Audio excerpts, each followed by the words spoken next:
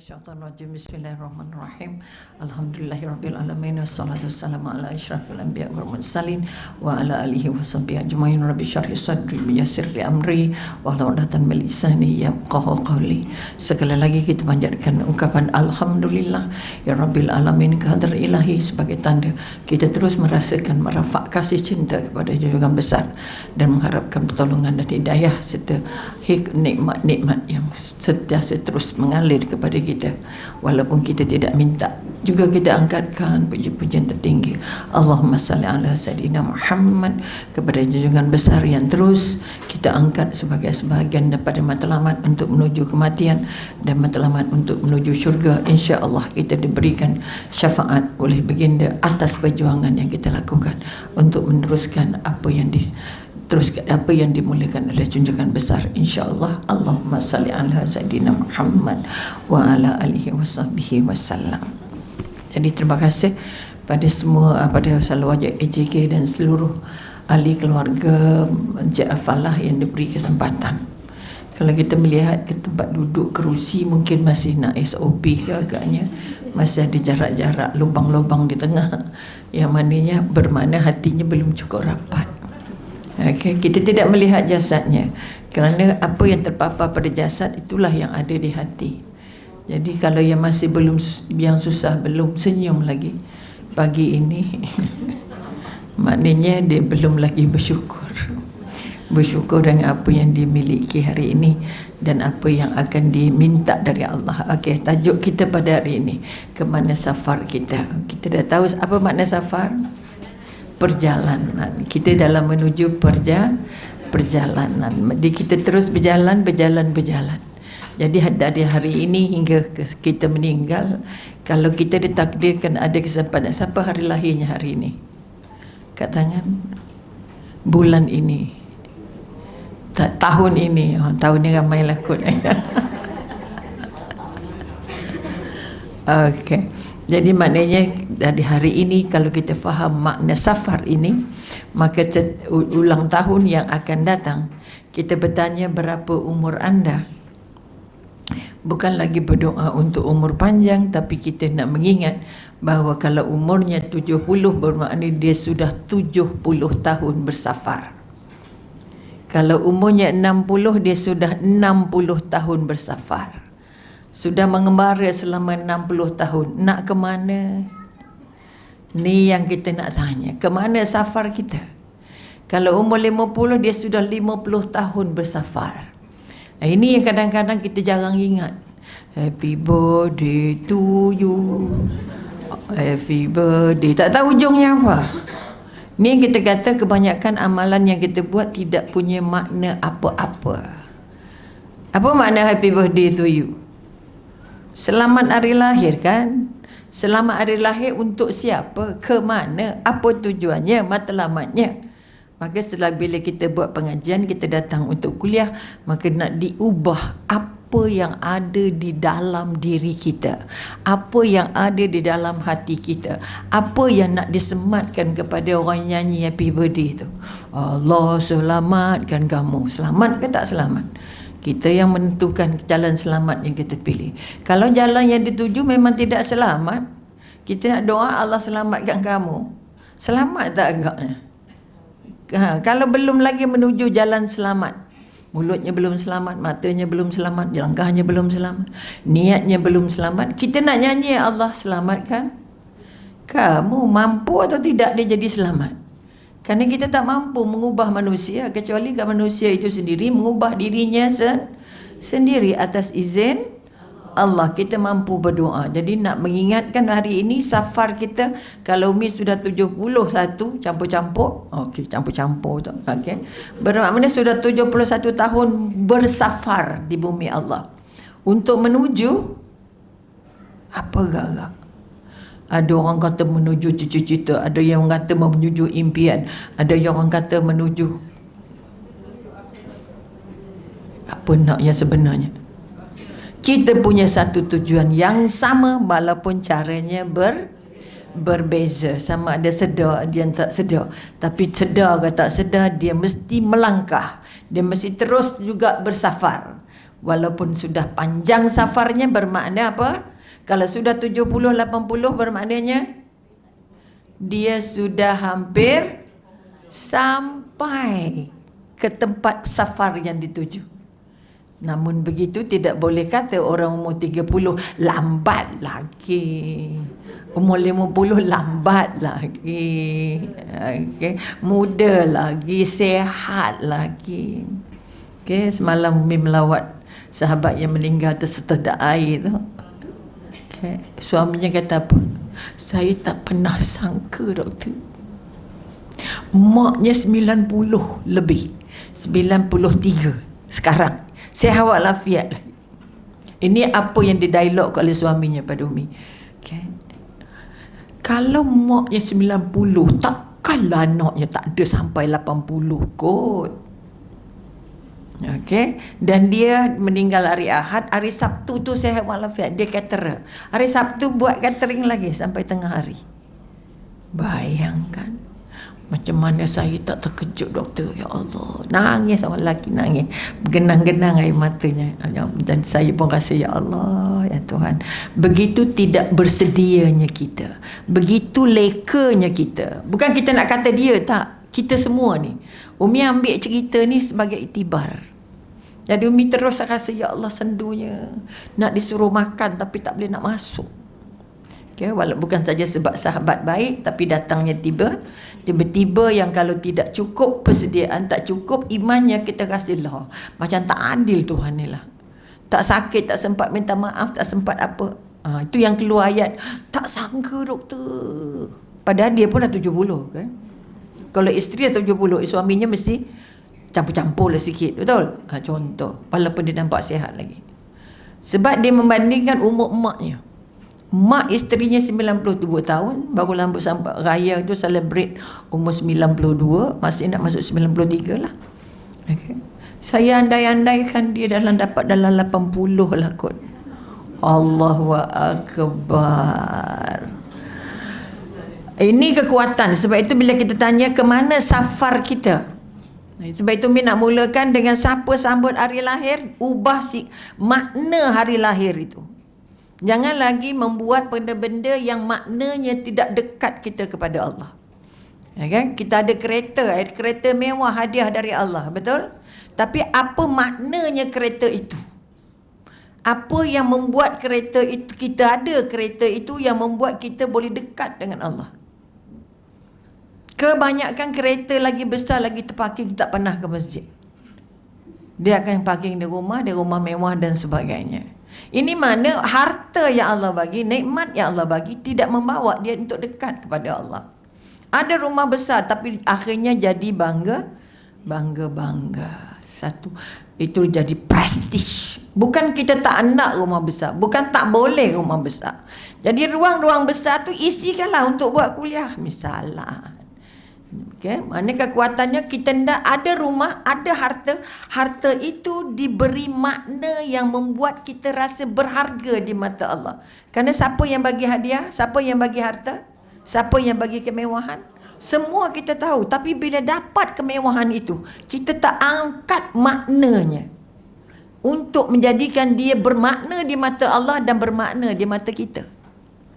Bermakna dalam kehidupan di sini dan bermakna dalam kehidupan di sana. Okay, sebab itu sekali lagi apa yang Allah kurniakan kepada kita sekarang.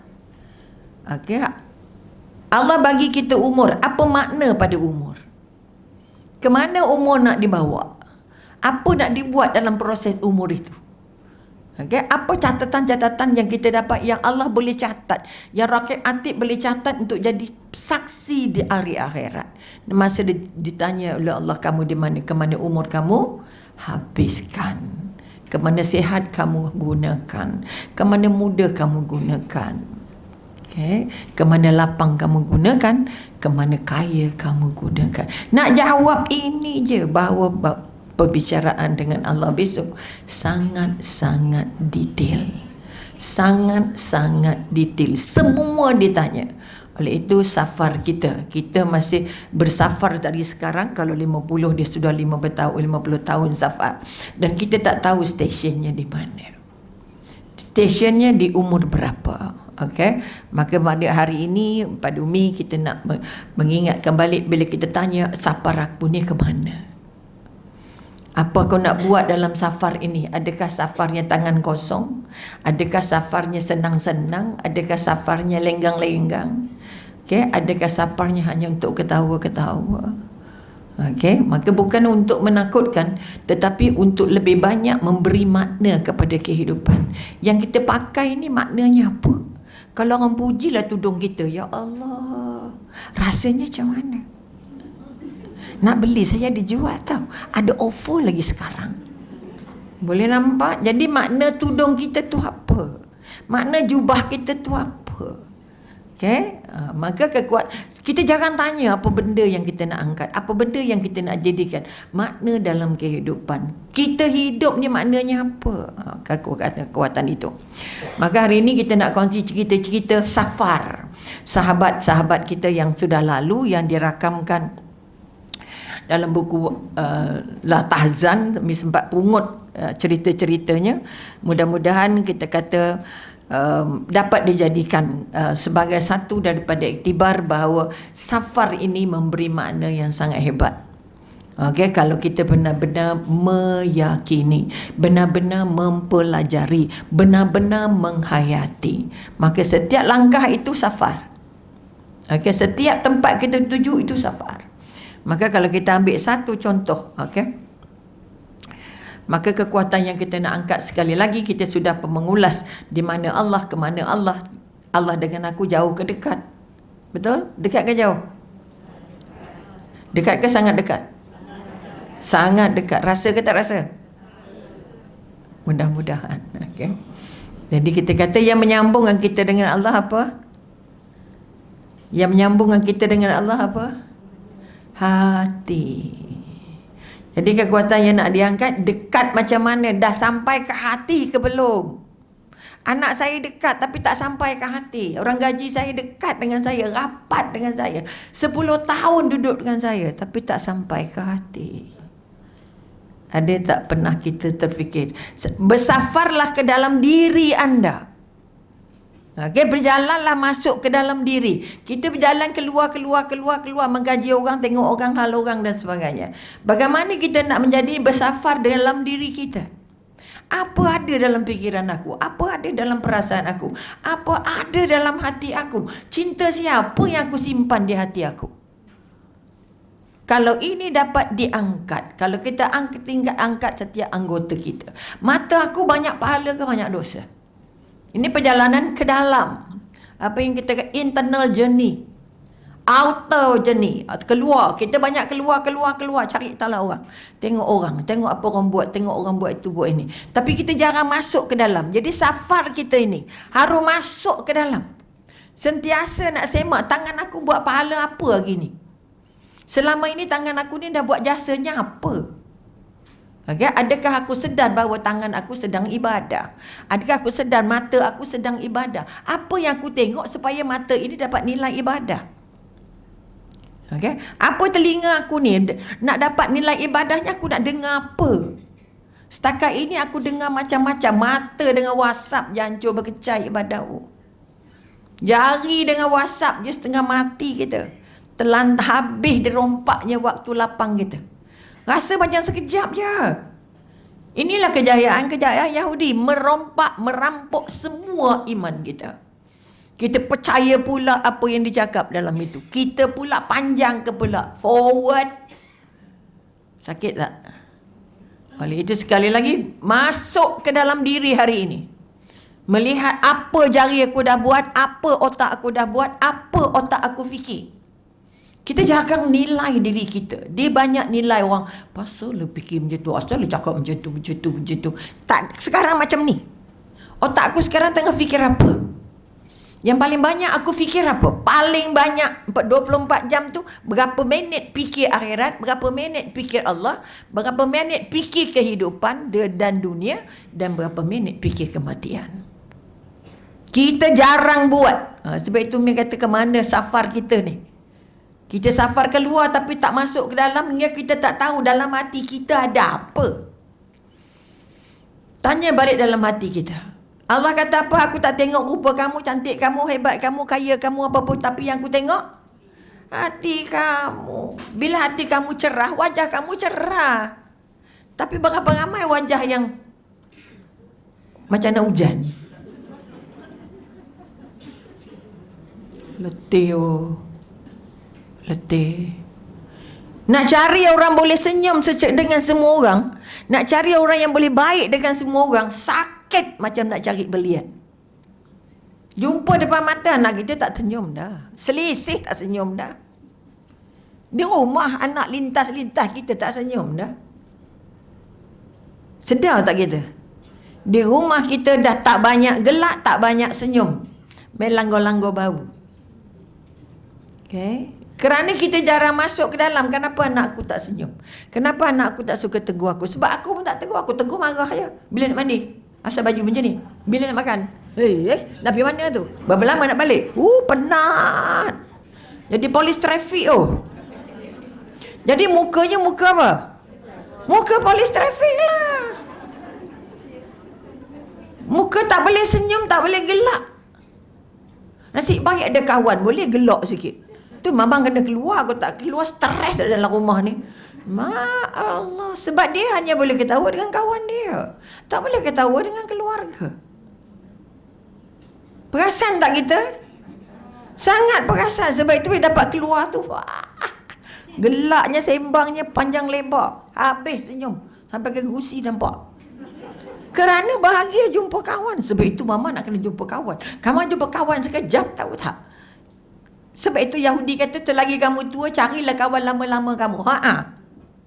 Untuk apa cari kawan lama? Sembang benda lama. Untuk apa? Lagi kita tua, lagi kita nak cari kawan lama, nak nyanyi lagu lama-lama, nak buat balik apa kegemaran masa lama-lama. Masya Allah, pesannya cantik-cantik. Kita pun iyalah, belanjalah habis-habis. Buat apa nak simpan, kita nak mati. Pesan. Betul?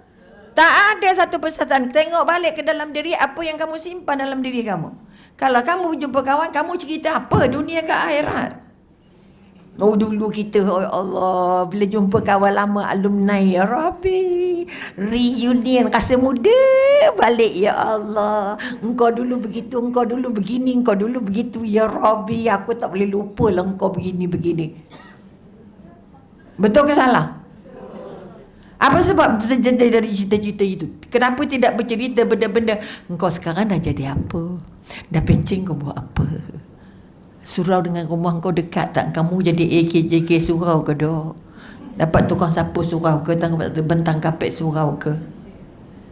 Sebab kamu esok nak duduk di situ, nak mandi di situ, nak pakai baju terakhir je di situ. Ni pada orang yang dekat-dekat rumahnya surau, tapi takut sangat nak jadi AJK surau. Tak biasa, tak biasa, tak tahu. Kawan-kawannya tak kenal pun. Kau tak campur, mana nak kenal? Surau sebelah rumah tapi tak kenal tangga surau kat mana? Tak letih kita. Okey.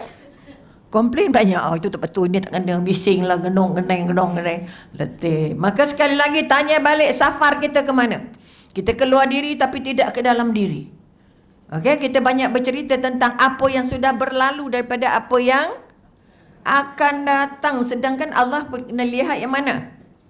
Yang akan datang. Sebab itu minta ampun masa lalu, itu penting.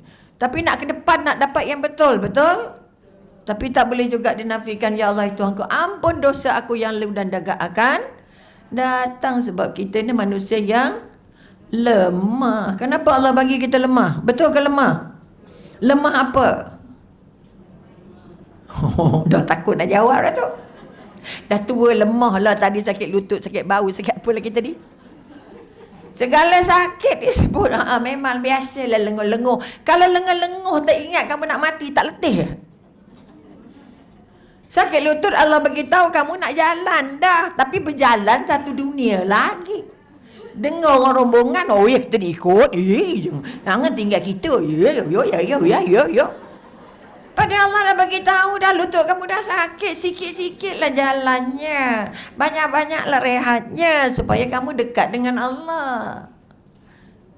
Boleh nampak? Allah bagi sakit kamu supaya kamu sakit banyak sebut nama aku.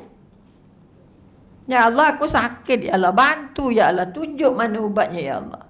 Kalau ia boleh sembuh. Kalau tak sembuh, aku redha, ya Allah. Ampun, ya Allah, tak ada sesakit ini. Bagi aku zikir banyak-banyak. Aku dah tak boleh jalan.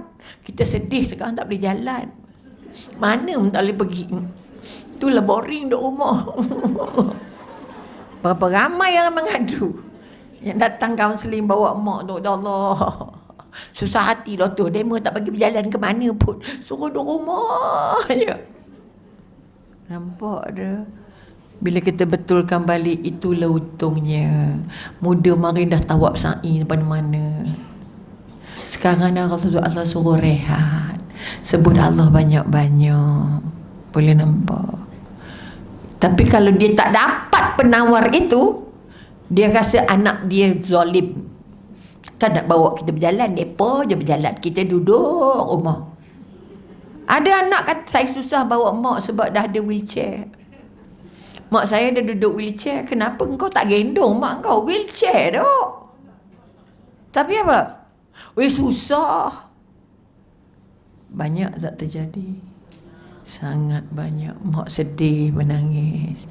Sebab masa kecil anak tak bawa berjalan. Mak tak jalan seorang-seorang.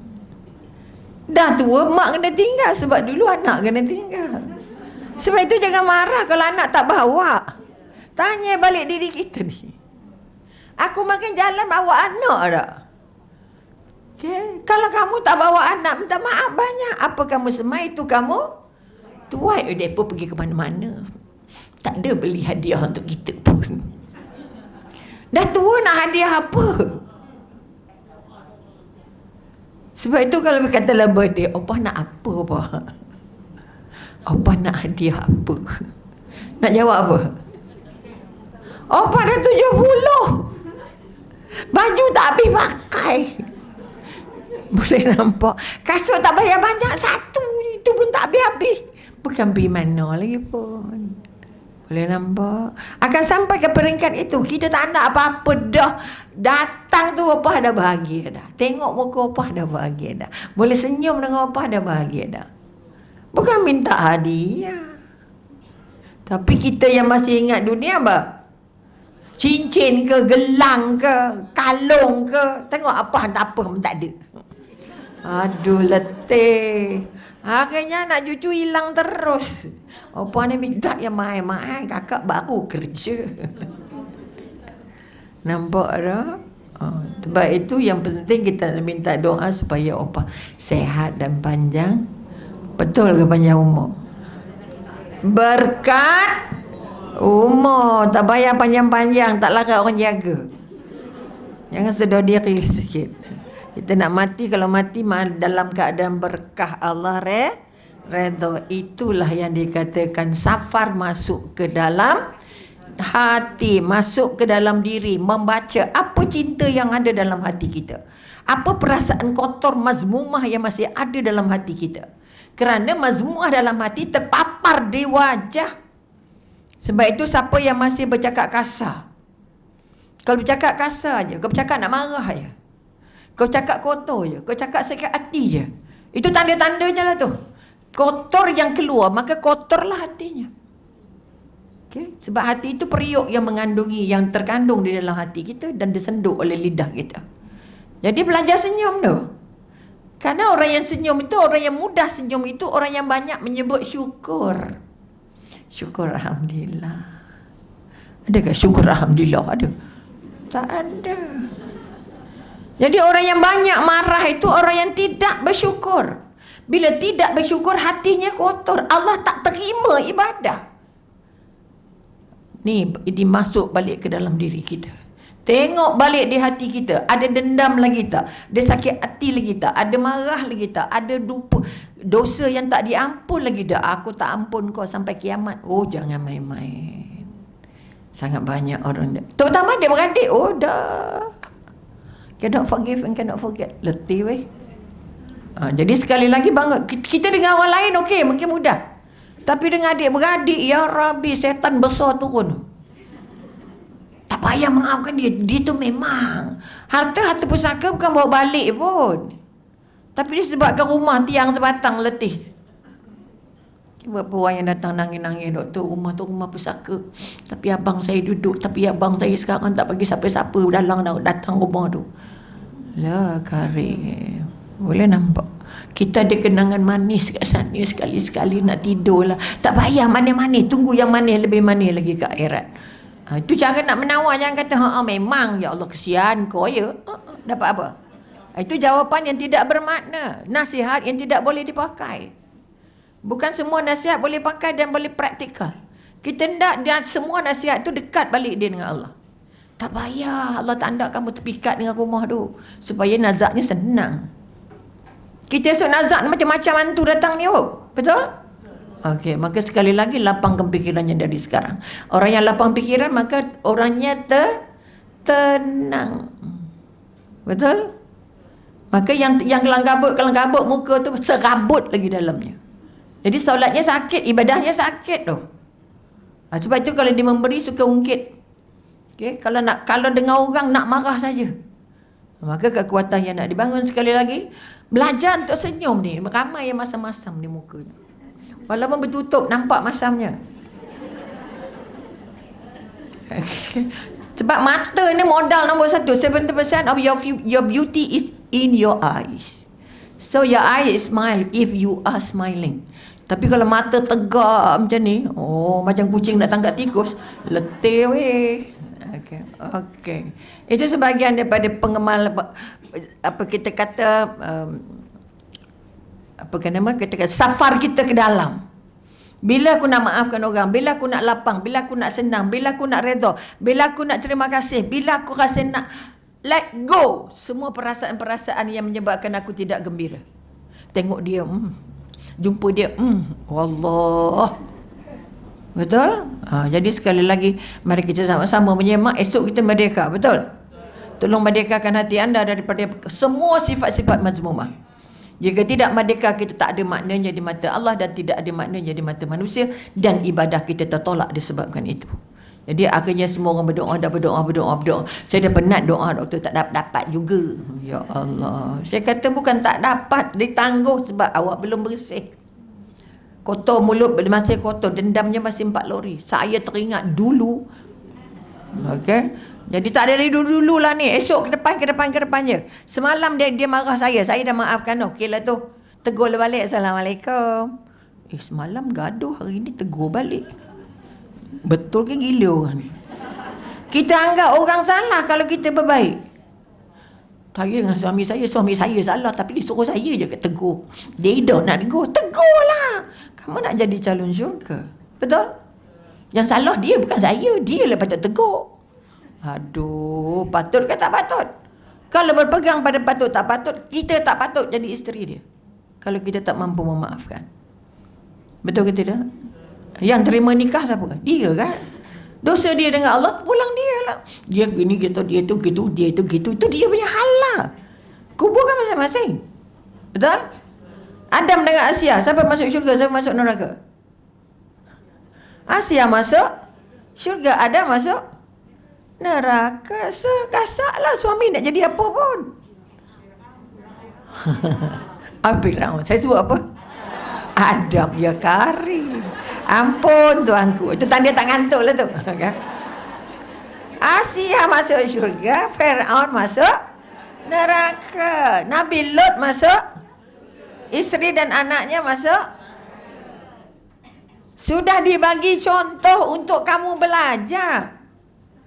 Kalau suami meragam, okey, kamu nak tempah syurga ke tempah neraka? Nak syurga, jadi baiklah dengan saya. Itu modal nombor 1. Selalu marah isteri, kamu sembahyang tonggak-tonggak ibadah gula kida. Kalau aku ni esok tak reda, tak dapat syurga. Cantik muka. Macam dia pegang kunci syurga. Sebab itu ada 7. Betul? Ni kekuatan. Jadi kalau Nabi Musa baru salah sikit je, lempang orang mati. Betul? Lawan pak angkat. Betul? Itu pun atas perintah Allah pun menyesal ya. Yang seperti yang Mindah cakap dulu.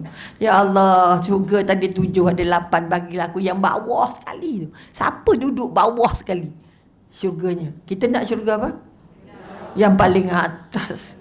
Nabi Musa boleh bercakap dengan Allah, pun minta yang Bawa sedar-sedarlah diri. Mudah-mudahan kita masuk syurga, tak kira yang mana-mana. Sebab dosanya banyak kan. Betul? Jadi ya Allah, kalau Nabi Musa minta yang lah, aku pun bapak las pun jadilah. Asalkan syurga, jangan tercampakkan neraka. Ini hendaknya. Ya dok, syurga Firdaus. Nabi-nabi, para rasul, anbiya je ke atas tu. Okay, tapi Allah kata apa? Orang atas ke bawah boleh nampak. Kita boleh melawat. Okeylah tu. Okay, sebab sahabat menangis, ya Rasulullah, kau nak menatap wajah kamu sepuas-puasnya, kerana bila aku mati besok, kau masuk syurga. Kau pun masuk syurga, kata Rasulullah. Tapi tentulah tak sama dengan syurga yang kamu masuk. Takut kami tak dapat jumpa. Dok, orang syurga dapat melawat dekat atas. Oi. Maknanya barulah sahabat tu senang hati. Syurga boleh melawat, orang atas boleh turun, untuk orang bawah boleh naik. Betul? Tak boleh tinggal je. Boleh berjalan, betul? Artinya syurga, ya Allah. Tapi kalau tak belajar syurga, tak rasalah nikmatnya. Okay, ini kekuatan. Okey, sedikit itu satu daripada proses yang kita nak buat, bukan saja sebab di bulan Safar, juga bukan sebab oleh merdeka, sebab kita nak ngangkat ibrah kekuatan. Kenapa Allah bagi merdeka? Kita nak merdeka dari mana? Dari siapa yang kita nak merdeka? Kita nak merdeka dari apa? Dah tak berani cakap, dah tak tahulah, tak dicerita nak merdeka pun. Nak merdeka dari apa? Tembak je lah, kuat. Nak syaitan tak boleh. Syaitan tak pernah tidur, tak pernah letih, tak jaga, tak mati. Nak merdeka dari dosa sekecil-kecil, kalau boleh tak nak. Okay, boleh tak aku merdeka dari dosa? Tak nak buat dosa lagi dah. Ini azam merdeka yang harus kita angkat. Safar kita nak safar yang tidak dipungut bersama dengan dosa. Pergi ke Nuri, empat gantang dosanya.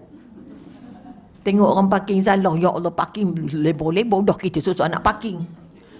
Betul tak? Baru parking, udah buat dosa dah. Carilah, bukan di situ saja dia parking. Apa lu buat kenuri tempat macam ni, bangunan punya susah parkingnya, punya jauh. Wah. Sampai lift merungut dah. Kita punya program parking senang tak ya? Yang 18. 8. Okey, cantik. Itu pun faktor yang harus difikirkan. Jadi kita buat dosa bila-bila, apa buat program parking punya lah susah. Udah dosa juga. Betul? Jadi sekali lagi, kalau boleh kita nak berazam dengan Allah, esok hari merdeka, ya Allah, merdekakan negara kami daripada segala fitnah dan segala keburukan, dan merdekakan kami dari segala dosa. Jadi seterusnya kita safar untuk tidak lagi terjebak dengan dosa. Boleh ke tak? Allahu Akbar. Angkatlah hasrat kami, ya Allah. Kami nak kurangkan dosa, ya Allah. Kami tak nak berdosa lagi, ya Allah. Temukan kami dengan kawan-kawan yang tidak mendorong kami untuk berbuat dosa. Ini kekuatan. Okey, kita tengok kisah-kisah. Diceritakan oleh Ibn Rajab, seorang ahli ibadah, yang sedang berada di Mekah. Dia kehabisan bekal dan kelaparan. Ni seorang sedang beribadah di Mekah. Siapa pernah hilang duit di Mekah? Tak ada. Oh, sihat lah tu. Jadi oleh kerana tak cukup bekal, dia akhirnya sangatlah lapar dan letih. Akhirnya dalam berjalan, dia pun berjumpa. Ini masih di Mekah lagi. Dia berjumpa dengan sebuah kalung yang sangat mahal. Kalung. Jadi bila masuk saja ke Masjid Haram, dia pun dengar pengumuman, siapa yang terjumpa kalung macam ni, tolong pulangkan pada saya. Dia letih ni, tak ada bekal ni. Dia pun kata, okey, kalau kamu nak balik, inilah kalungnya agaknya. Bila kamu nak kalung ni, aku boleh bagi, cara kamu bagi aku sikit hadiah. Sebab dia tak ada bekal. Betul? Tapi apa yang terjadi? Orang dia pulangkan balik kalung, dia tak bagi apa-apa. Baik ke tak baik? Kata kita tak baik lah tu. Nampak tak? Kita selalu membaca cepat. Orang tu tak bagi apa-apa. Dia pun berlalu, kemudian dia pergi ke teka laut dan menumpang sebuah perahu. Okey, dia keluar penumpang sebuah perahu, tiba-tiba di laut perahunya karam. Akhirnya dia tercampak, berpegang pada sekeping papan dan terdampar di sebuah pulau. Ini safar ni. Okey, sampai di sebuah pulau, dia berjumpa dengan sebuah masjid. Di masjid itu dia nampak ada layan-layan Al-Quran. Dia pun tanya, orang sini baca Quran ke? Macam mana kamu tahu ini Quran? Saya pandai baca Quran. Jadi orang tu kata, okey, ajar anak-anak kami baca Quran. Kemudian dia menulis tulisan Arab. Oh, kamu pandai bahasa Arab? Pandai, ajar anak kami bahasa Arab. Duduklah dia di pulau itu dengan keadaan yang sangat kita kata selesa lah, dapat kerana bersama dengan penduduk kampung dan dia sudah berbakti. Maknanya dia sudah membuktikan kepandaian dan kebaikannya pada orang kampung. Akhirnya orang kampung bertanya, ada seorang anak perempuan yatim. Okey, nak tak kamu kahwin dengan anak yatim ini sebab ayahnya tak ada? Boleh juga, tak ada masalah. Berlakulah pernikahan. Di malam pertama dia masuk ke bilik isterinya, dilihatnya kalung yang dia jumpa di Kaabah itu dipakai oleh isterinya. Dia sangat terperanjat. Nak cerita ke tak cerita pada isteri? Okay, dia tak cerita. Dia tak cerita pada isteri bahawa kalung itu dia pernah jumpa. Tapi isteri cerita, dia kata kalung ini pernah jatuh, pernah hilang di Mekah. Dan seorang pemuda datang mengambilnya dan memulangkan balik pada ayah saya. Tapi ayah saya menyesal sebab tak bagi apa-apa upah pun. Kedekut dia aman. Kita sebenarnya dia orang baik. Maknanya kita membuat judgement. Kita kata orang dah jumpa tak nak bagi kan. Tapi orang ini ada rahsia terbesar. Apa dia doa selepas itu? Ya Allah, ya Tuhanku, temukan jodoh anak aku dengan pemuda yang sebaik pemuda yang jumpa kalung. Bermakna dia tak marah pada orang yang punya kalung. Kenapa tak bagi apa-apa? Bagi lupa. Orang tu tak bagilah macam mana? Bukan rezeki, betul? Jadi dia tak ada pun sakit hati pun. Kalau kita apa? Nampak ada dosa punya banyak. Kawan ni nak elak safar yang bersih. Okay? Menikah dan akhirnya nampak kalung, apa tanya pada isteri dia. Isteri dia cerita kalung ni hilang gitu gini. Selepas awak meninggal ke ayah saya terus berdoa. Ya Allah, ya Tuhanku, temukan anak aku dengan jodoh sebaik pemuda yang jumpa kalung. Maknanya mana yang lebih baik? Okey, mana lebih baik? Okey, maka hadiah terbesar adalah doa. Kita bukan hadiah material, kerana doa itu terus ikut kita. Okey, maka kita kata kalung itu berada pada lelaki yang dengan status halal. Dia dah jumpa kalung tu dulu haram kan, bukan dia punya. Tapi hari ni dia dapat kalung tu, dapat isteri lagi dengan kalung yang halal kan. Dia telah meninggalkan satu kerana Allah, maka Allah pun menggantikannya dengan yang lebih baik. Sesungguhnya Allah itu baik dan tidak menerima kecuali sesuatu yang baik-baik. Al-Hadis. Maka ini satu perjalanan, bermakna kalau apa pun kita buat, di mana pun kita berada, dalam keadaan sesak macam mana pun, Allah mesti jadi nombor satu. Tak kesian ke saya minta sikit? Oh, kita minta juara, betul? Tapi seorang yang benar-benar beriman, dia tak minta kerana dia tahu kalau itu hak dia, Allah akan bagi. Kalau bukan hak dia, Allah kata itu bukan rezeki dia, tak payah minta. Jadi orang miskin yang paling bermulia di mata Allah ialah orang miskin yang tidak meminta-minta. Jadi jangan tunggu orang minta baru nak bagi saja. Okey. Itu kisah pertama, safar yang pertama. Safar yang kita harapkan boleh membantu kita bahawa menolong bukan untuk dapat upah, bukan nak dapat bayaran, bukan nak dapat hadiah material. Kerana dia tahu hadiah tu datangnya dari Allah. Okey, cerita kedua. Oh, cerita je lah gini. Sebab namanya safar kan, perjalanan. Ini untuk jadi sebahagian daripada kekuatan untuk kita membina membina keyakinan bahawa yakin balik walaupun kita rasa kejamnya orang ni, dah jumpa pun tak pulang, betul? Kalau kita mesti merungut sampai ke sudah, betul ke tak? Kita dah tolong tak cakap apa pun, terima kasih pun tak. Lah, habis semua pertolongan, hancur pertolongan tu, kosong. Sebab kita tidak menolong kerana Allah, tapi menolong kerana mengharapkan terima kasih. Kadang ada kita tolong orang tak terima kasih, it's okay. Tapi senang ke susah nak buat? Susah. Ya Allah, teruknya dia. Terima kasih pun teruk sangat. Loh, kau tolong nak buat apa? Okey, maka ini sebahagian daripada safar yang kita nak ubah dalam hati. Kita bersafar ke dalam diri sekarang. Mampu atau tidak, aku buat baik tapi orang tak cakap terima kasih. Dan aku tak kecil hati. Aku tak rungut-rungut. Aku tak fikir-fikir dah. Boleh nampak? Ini proses membersih hati ni. Sebab itu safar ke dalam ni, berat ya Rabbi nak berubah. Kecuali yang sungguh-sungguh. Sebab itu kalau kamu nak jumpa Allah tu sakit. Kalau nak beli rumah di dunia pun susah, berhutang puluh-puluh tahun, betul? Jadi nak jumpa rumah di syurga, ingat-ingat senang ke? Boleh ke ibadah cincai-cincai kita hari-hari itu boleh bawa jumpa syurga Allah? Kalau tidak ditambah dengan kebajikan-kebajikan yang lain. Fardu ain saja kita saja tak cukup untuk layak masuk syurga. Sebab itu Allah kata fardu kifayah. Jangan orang lain buat kita tak payah. Letih juga. Selalu ada buat, okey itu kita tak payah. Jangan. Kerana solat fardu ain saja tak cukup Solat kamu, salawat kamu, zikir kamu je belum cukup.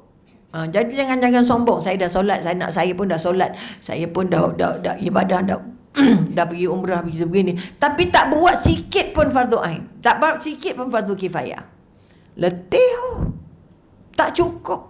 Sebab itu kalau kita tidak berminat untuk mengimarakkan agama, tidak berminat untuk menyokong program-program agama, tidak mampu untuk terlibat menjadi apa pun saja, tetapi untuk membangun agama, kita belum layak masuk syurga Allah. Okey. Sebab itu kalaulah kata Puan Salwa sudah pun memulakan jalan untuk kita bantu. Ini bukan nak kempen, ini kebetulan masuk tajuk. Allah mahu, Allah susun. Kita tak mampu nak urus, nak jual itu, nak buat programnya, nyonya ni isi, nak cari penceramah. Ya Rabbi. Betul ke tidak?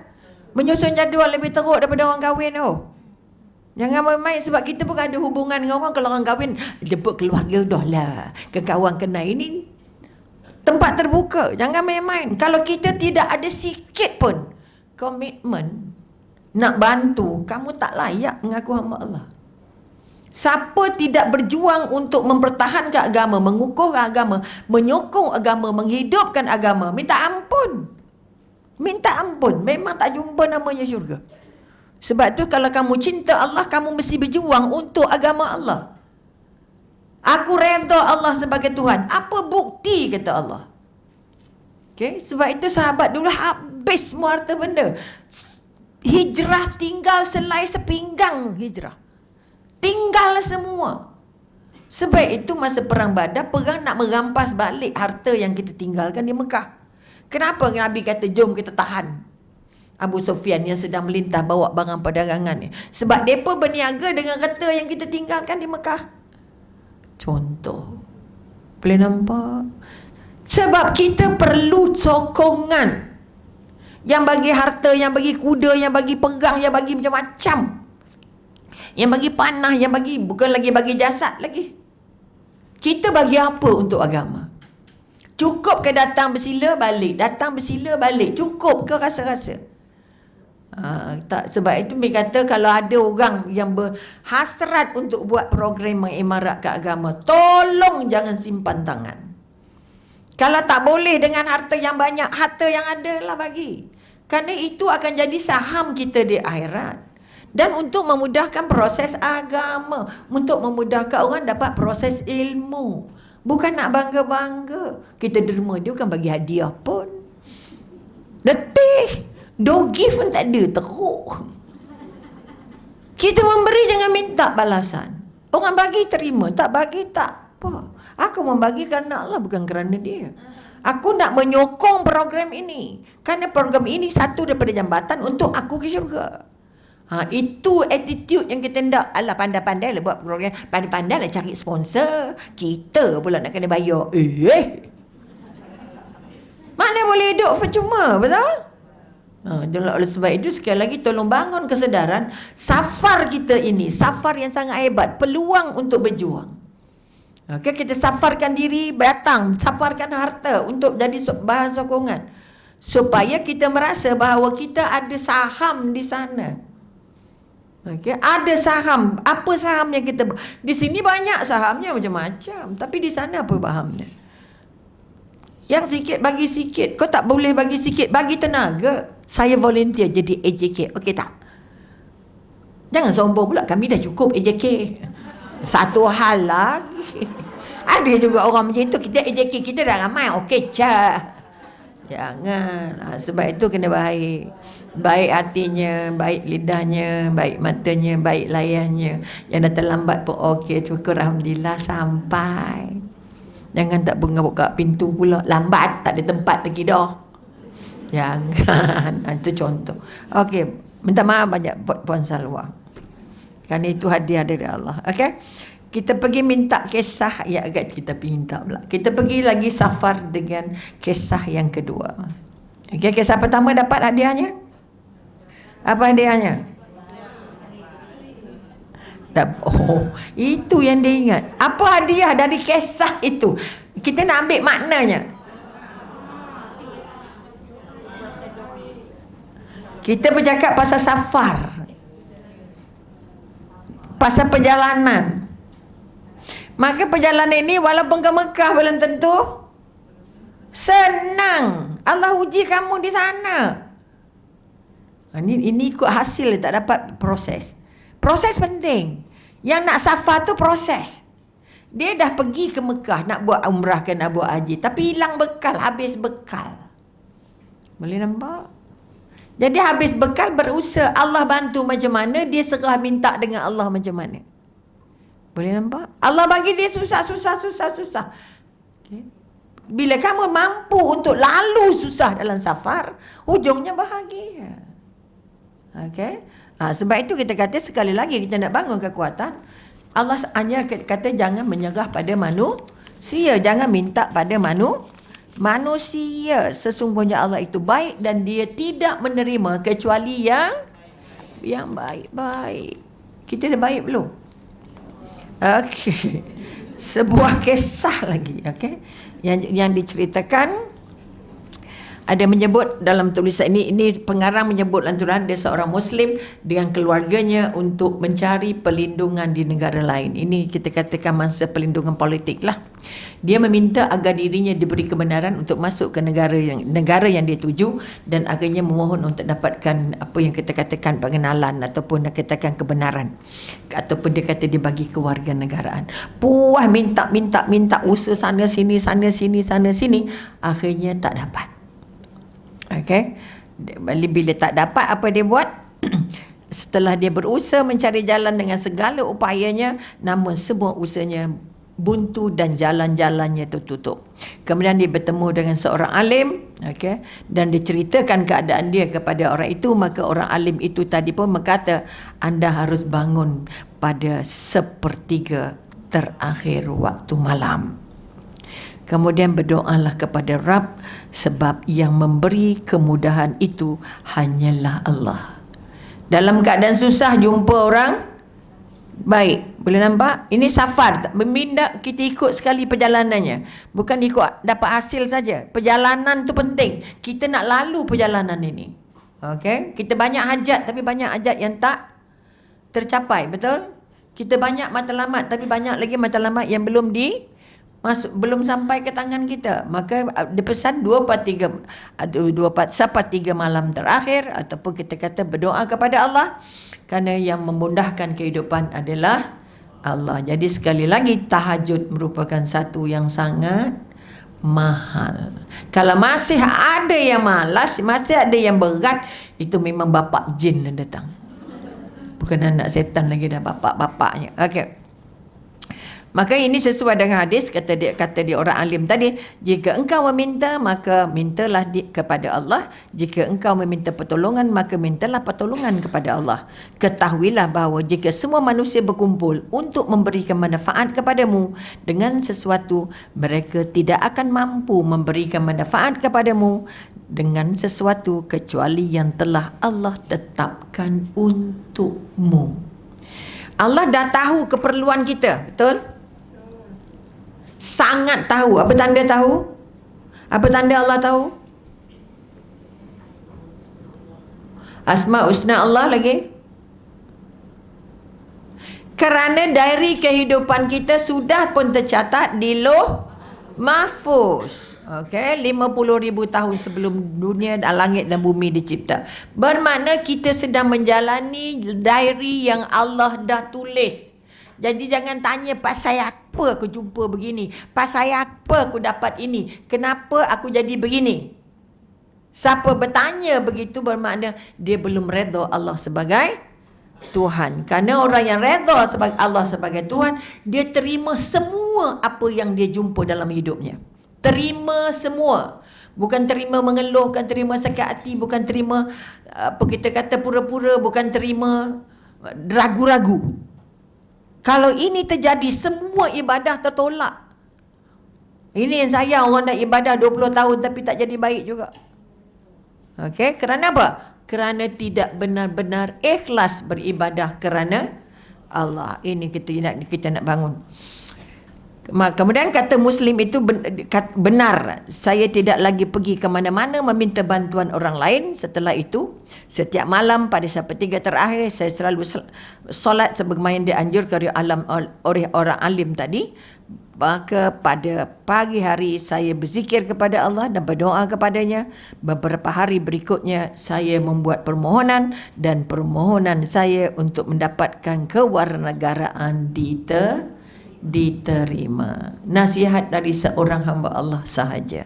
Oleh itu jangan lekehkan nasihat dari siapa pun yang kita jumpa. Walaupun dia nampak tak berapa banding dengan kita. Sederhana, simple. Wali Allah itu sangat sulit dikenal pasti.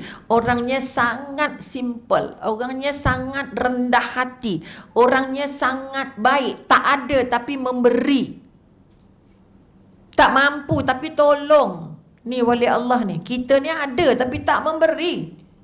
Letih oh. Betul?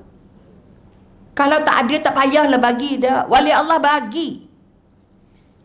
Okay. Kalau dia sedekah, kalau dia kata ada RM5, dia masuk ke RM5 ke dalam tabung. Rasa-rasa dia dapat berapa? Ganda-ganda Allah ganti. Dengan syarat ikhlas. Jangan kata, kalau aku masuk tabung nak jadi apa? Aku nak makan apa hari ni?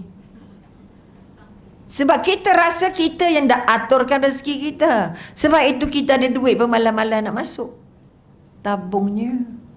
Kalau masuk pun pilih-pilih yang hijau ke, yang merah ke, yang coklat ke, yang apa ke. Kerana kita memikirkan kita lebih banyak. Tapi wali Allah mikirkan apa yang aku boleh buat untuk Allah. Bila kamu beri, ya Allah, kalau kadang-kadang kalau kita teliti pengalaman-pengalaman, okay, kita bagi tak sampai petang dah dapat balik dah, atau esok dapat balik dah. Bagilah lillahi ta'ala, bukan nak kata riak ujub dok okay. Tapi yakin bila kita memberi, ya Allah, Allah ganti on the spot. Boleh nampak? Ini yang terjadi. Maka kita kata akhirnya apa yang terjadi, dia hanya memohon kepada Allah. Jadi kita katakan Allah sentiasa membantu pada orang-orang yang sedang terinaya. Tolong yakin itu. Kalau kita diinaya, kalau kita dizalimi, kalau kita dengan syarat kita tidak menzalimi, boleh? Ya Allah Tuhanku, jauhkan aku dari dizalimi dan menzalimi. Menzalimi anak kita, menzalimi. Anak hari ini banyak yang mengadu, mak saya pilih kasih, ayah saya pun pilih kasih. Ayah tak suka saya, ayah suka adik. Ayah sayang abang, ayah tak suka saya. Okay. Ada anak tak nak balik, baru bekerja dah tak nak balik dengan keluarga. Apa sebab? Saya tak pernah rasa ibu sayang saya. Kalau tak dibetulkan balik keyakinan ini, alangkah malangnya jadi seorang ibu. Kalau anak sudah mengatakan dia tak rasa ibu sayang saya, jangan sombong-sombong dengan anak. Anak boleh kecil hati dan boleh tak jumpa kita, tak ada apa-apanya. Sebab sahabat dalam Facebooknya dia 40 lori. Jentik jari yang kau nak pergi mana, aku datang jemput. Aku datang jemput, jom. Mak boleh buat apa? Mak kita keluar kejap dengan siapa, dengan kawan. Nak cakap apa? Boleh nampak? Jadi dia kata jangan menginaya dan terinaya. Jadi kadang-kadang orang tua yang sikit dapat perhatian dari anak-anak kerana masa mudanya dia tak perasan. Dia banyak melukakan, banyak menzalim, banyak tak adil, banyak sombong dengan anak, banyak pilih kasih, banyak Allah macam-macam. Jadi bila tua, anak bagi treatment macam tu, recall balik. Aku dulu buat apa dengan dia? Saya nak duduk dengan anak ini je, anak ini, anak ini. Okay, seorang ada sekarang baru balik dari datang ke rumah anaknya di Puchong. Anaknya dia duduk di Ipoh, anak lelakinya 4 di Ipoh, anak perempuannya seorang di sini. Dan rumah paling sempit rumah anak perempuan. Aku nak duduk dengan kamu. Aku nak duduk dengan kamu. Kenapa tak nak duduk dengan anak 4 tadi? Dia pun tak tahu layan aku. Kita selalu bersikap anak lelaki tak payah perhatian banyak. Dia kan lelaki. Silap. Bila kasih sayang tak lekat, anak tak mampu nak pimpin tangan kita. Anak tak mampu nak picit badan kita.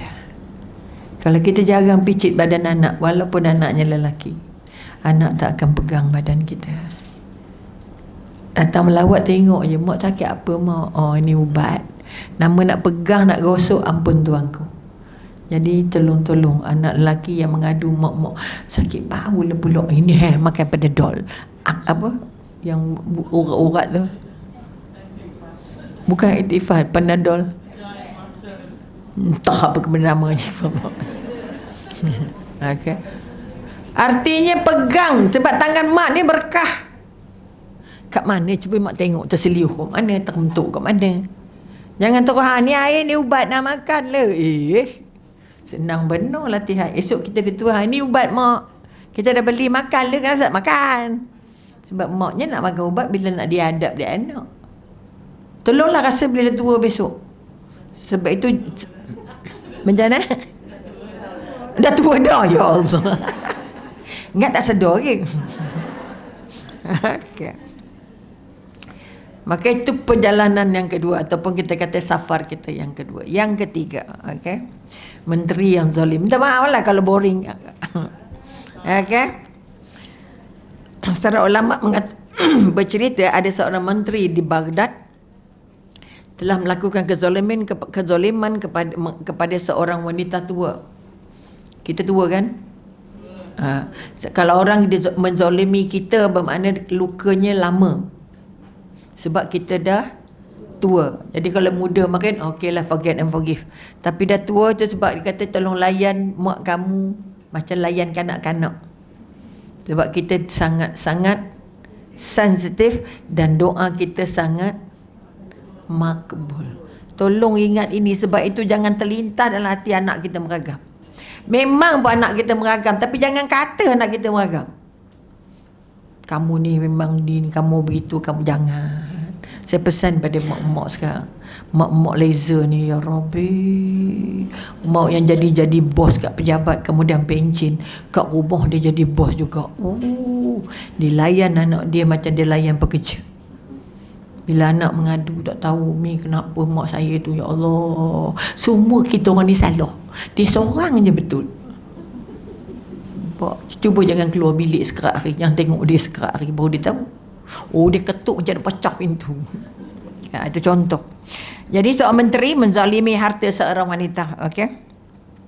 Hartanya dirampas semuanya, dan kemudian wanita yang itu pergi menghadap menteri yang merampas harta tadi. Kenapa kamu ambil harta aku? Sambil menangis-nangis. Okay? Kamu melakukan kezaliman. Tapi sayangnya menteri itu tak kisah pun dengan rayuan rayuan yang dibuat oleh wanita tua tadi. Kerana apa yang sang menteri sama sekali tidak menyedari ataupun tidak mengindahkan apa yang diadu oleh wanita, kemudian wanita itu mengancam. Ini kadang-kadang kita pembuat. Okey. Jika engkau tidak menyedari bahawa kamu sudah bersalah, kamu sudah zalim, aku akan memohon kepada Allah. Ini ingat-ingat, jangan mohon yang tak cantik. Boleh kita pesan, jangan mohon yang tak cantik. Tapi wanita ini sebab dia sudah dizalimi, maka dia kata, aku mau nak memohon dengan Allah supaya kamu celaka, kamu malang, kamu sulit hidupnya. Jangan anak kita, kamu kau tak layan mak, kamu jatuh anak durhaka. Jangan. Kita tak tahu bila kita nak ampun dia, sebab kita dah terlepas. Jadi sekali lagi mak-mak, janganlah lepas sangat mulutnya. Okey. Menteri itu tertawa, okey, berdekah-dekah mengejek wanita tersebut, okey, seraya berkata dengan angkuh, berdoalah di pertiga akhir malam, wanita itu pun pergi meninggalkannya. Diejek oleh menteri tadi dan akhirnya wanita tu balik dan dia buat setiap hari berdoa, okey. Tiba-tiba tidak lama kemudian menteri itu ditangkap dan diadili dan seluruh hartanya disita. Dia diikat di tengah pasar dan dibaling, okey, oleh orang ramai.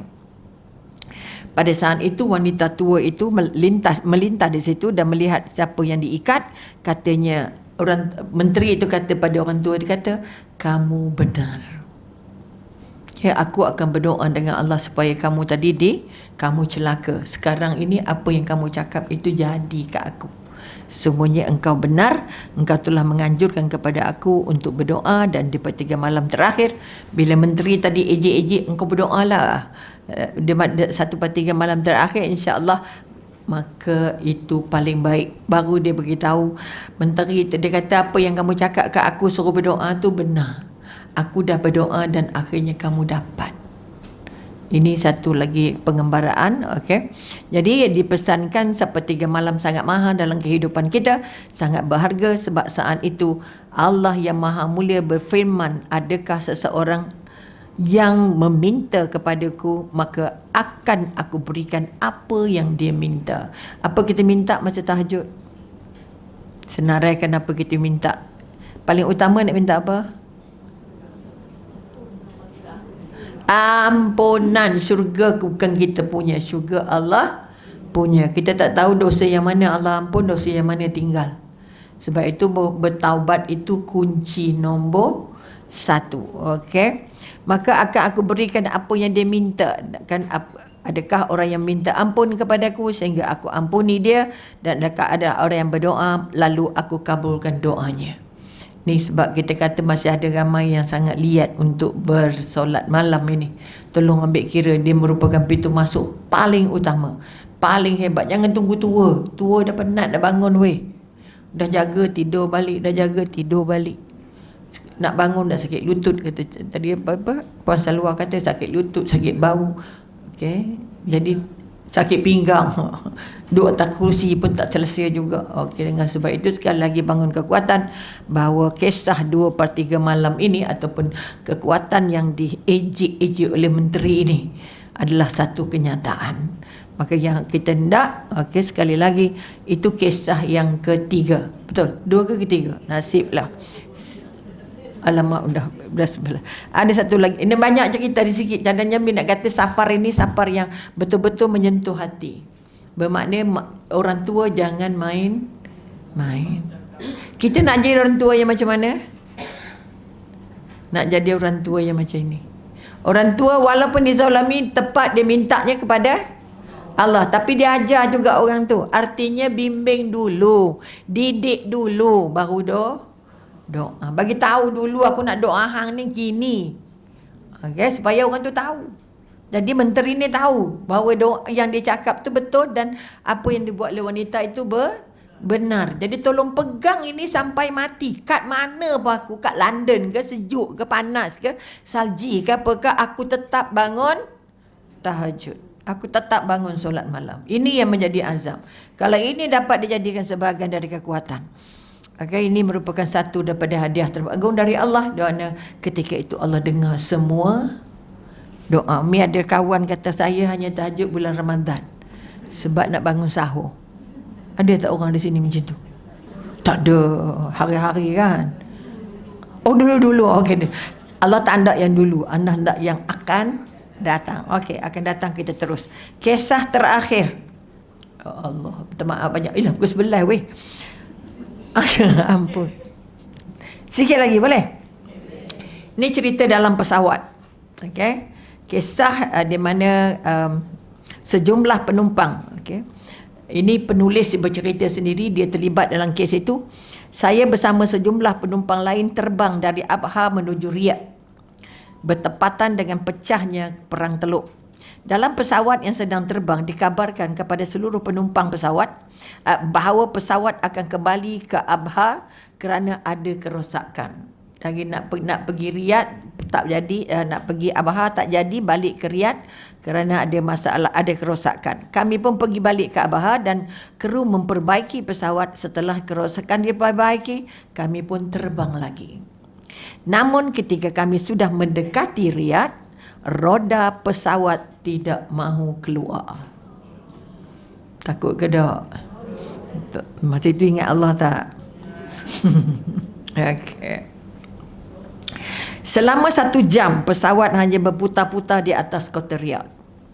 Pilot telah berusaha melakukan pendaratan sebanyak 10 kali. Namun setiap kali sudah dekat ke landasan dan berusaha mendarat selalunya, tetapi gagal. Pesawat itu terbang lagi. Saat itu kami panik. Okay, banyak di antara kami yang sudah pasrah. Para penumpang wanita mula menangis. Ini orang perempuan yang modal lah ni. Okay. Saya lihat air mata mengalir, deras mengalir di setiap pipi. Kini kami berada di antara langit dan bumi menuju kematian. Menunggu kematian yang biasa lebih cepat daripada kedipan mata. Dah terhempas mati terus. Betul? Hati saya segera tertuju kepada Allah dan alam akhirat. Masih baru ingat weh. Allah dekat ke jauh, betul? Baru terasa aku nak mati dah ni. Baru terus nampak akhirat. Okay? Dan dunia menjadi sangat tidak berharga. Ya Rabbi, baru hilang nilai harga dunia. Okay? Saat itu yang selalu keluar dari bibir kami adalah la ilaha illallah wahdahu la syarikalah lahu mulku wa lahul hamdu yuhyi wa yumiitu wa ala kulli syai'in qadir. Kalau masih lapang tadi tak keluar ayat ni. Okey, ingat ini safar kita, okey. Tidak ada ilah selain Allah satu-satunya, tiada sekutu baginya, kepunyaannya segala kerajaan dan pujian. Dia Maha berkuasa atas segala sesuatu. Baru total penyerahan. Kalau tak sakit, tak serah pada Allah. Jadi hari ini safar kita tolong serah semua apa yang kita buat, okey. Kalimat ini meluncur dengan jujur dari bibir kami. Masa dalam keadaan macam ni, orang doa khusyuk tak? 101%. Cuba bayangkan dalam masa kita berdoa, kita seperti dalam pesawat atau dalam kapal terbang. Okey. Seorang syekh yang sudah berumur berdiri dan berseru kepada seluruh penumpang untuk minta perlindungan kepada Allah. Berdoa kepadanya, mohon ampun kepadanya dan bertaubat atas segala kesalahan. Kejap tu juga kena taubat. Apa sebab? Takut tak sempat. Minta ampun dengan Allah, taubat terus. Ya Allah, aku bertaubat atas segala dosa. Okey, nasib baik Allah beri petunjuk, ada ulama di dalamnya. Okey. Allah sendiri telah menjelaskan tentang sifat manusia, maka tatkala mereka naik kapal, mereka berdoa kepada Allah dengan memurnikan ketaatan kepadanya. Bila kita naik kapal laut ke, kapal darat, kapal laut, kapal terbang ke, kami pun semua berdoa kepada zat yang mengabulkan doa orang-orang yang dalam keadaan terinayat, tersepit atau menderita seperti dilakukan oleh orang-orang yang dalam keadaan azab atau dalam keadaan bahaya. Kami betul-betul khusyuk dalam berdoa. Apa sebab khusyuk? Dah nak mati. Jadi kita nak tunggu nak mati ke baru nak khusyuk? Dah lah ni kena khusyuk, okey. Tak berapa lama pada usaha yang ke-11. Tadi dah 10 kan? Usaha yang ke-11 dan ke-12 kami dapat mendarat dengan selamat. Okey. Ketika turun dari pesawat, kami seperti baru saja keluar dari kuburan. rasakan itu pada kita. Jiwa kami kembali seperti sedia kala, air mata sudah mengering dan senyum kembali mengembang. Sungguh Maha Agung Allah yang Maha Suci dan Maha Tinggi. Okey, ini di antara bagaimana kita nak merasakan dekatnya Allah dengan kita. Kalau boleh jangan tunggu nazak macam ini baru nak rasa dekat dengan Allah. Maka safar kita yang sebaik-baiknya ialah safar yang kita sentiasa merasa khusyuk, rasa Allah dekat, rasa kita nak dijemput secepatnya. Betul ke tidak? Sebab kita tak tahu mati itu di mana. Kisah kematian, last one, minta maaf. Okey, surat khabar, cerita daripada surat khabar yang diterbitkan di Saudi menyebut bahawa seorang pemuda yang bercadang untuk bekerja di luar negara atau di luar stesen dipesan pada maknya, esok penerbangan saya pukul ini, tolong kejutkan saya takut terlepas kapal terbang. Ketika maknya nak mengejutkan dia, hujan ribut yang sangat lebat. Jadi maknya yang sayang anaknya, tak apalah dia tinggal kapal terbang. Dia tak kejut anaknya sebab dia takut anaknya menemui kemalangan dalam perjalanan sebab perjalanannya sangat bahaya. Okey. Setelah waktu yang lepas, ibunya pun datang mengejutkan anaknya. Apa yang dia dapat? Anaknya telah meninggal dunia. Jangan main-main. Okey. Maka kita kata apa yang kita bila kita kata dia kejut, maknya rasa macam mana kakak? Bermakna mak takut anaknya mati dalam kemalangan, tetapi Allah sudah menentukan anaknya mati hanya di tempat tidur. Katakanlah sesungguhnya kematian yang kamu lari daripadanya, maka sesungguhnya kematian itu akan menemui kamu. Okey, kemudian kamu akan dikembalikan kepada Allah yang mengetahui yang gaib dan yang nyata. Lalu dia beritakan kepadamu apa yang telah kamu kerjakan. Al-Jumu'ah ayat 8. Jadi yang lari dari kematian akan menemui kematian itu sendiri. Dan kita orang-orang yang akan selamat di tengah-tengah lautan pasti akan menemui jalan. Maka kekuatan yang kita nak angkat ialah jika ajal telah tiba, apa pun biasa mampu untuk membunuh kita. Jadi sekali lagi sampai di sini dulu. Minta maaf banyak atas kelewatan. Mudah-mudahan apa yang kita bincangkan safarnya ini, safar yang menjadi contoh, jadi ibarat kepada kita untuk mampu menjalani safar yang sebenarnya yang masih Allah sisakan untuk kita. Auzubillahi minasyaitonirrajim. Bismillahirrahmanirrahim. Alhamdulillahirabbil alamin hamdan yuwafi ni'amahu wa yukaffir mazidah. Ya Rabbana lakal hamdu kama yanbaghi li jalali wajhika wa azimi sultanik. Ya Allah ya Tuhan kami, yang maha dekat, yang maha memuji, yang maha tinggi, yang maha berkuasa, yang maha tahu, ya Allah, yang maha bijaksana, yang menentukan kehidupan dan kematian. Ya Allah ya Tuhanku, kurniakanlah kepada kami rasa tawaduk kepadamu ya Allah, rasa rendah hati kepadamu ya Allah, rasa ringan untuk beribadah ya Allah. Kerana kami tahu mati tidak pernah memberi berita, mati tidak pernah memberitahu kematian akan datang dengan tiba-tiba ya Allah. Jadikan kami mengingati kematian itu pada setiap masa, agar kami mampu menjadikan hidup ini hidup yang paling murni untuk beribadah kepadamu ya Allah.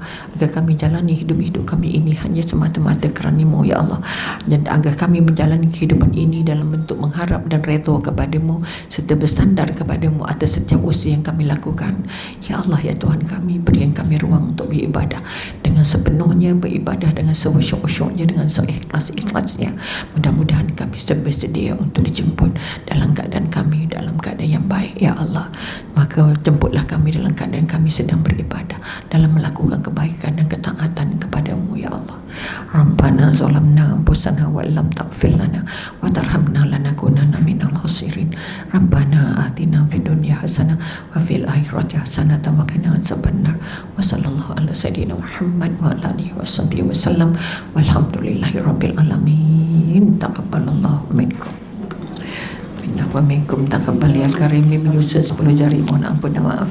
Anda kata ada yang tak cantik di mata dan hati. Mudah-mudahan kita diizinkan Allah untuk bertemu lagi insya-Allah.